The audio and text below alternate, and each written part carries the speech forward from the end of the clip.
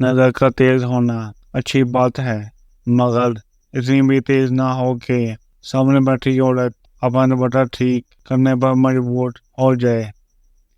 बड़े ही बदबख्त हैं वो लोग जो मोहब्बत के नाम पे सब कुछ हासिल करने के बाद अपनी मोहब्बत को दूसरों के लिए छोड़ देते हैं। हमारा ताल्लुक इस नाबीना माशरे से है जहाँ उदासी का यकीन दिलाने के लिए आंसू बहाना और बीमारी का यकीन दिलाने के लिए मरना पड़ता है। कोई दूसरा हमारा दिल नहीं तोड़ता, हम खुद अपना दिल तोड़ते हैं, ऐसी जगह रहकर जहाँ हमारी ज़रूरत नहीं होती।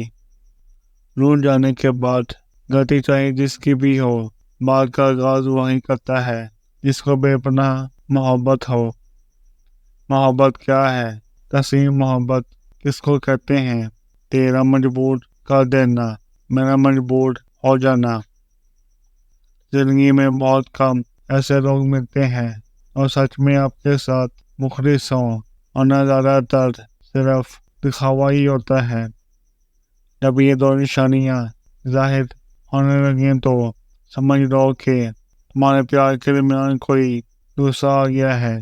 पहली निशानी ये कि आपसे प्यार करने वाला आपको वक्त ना दे।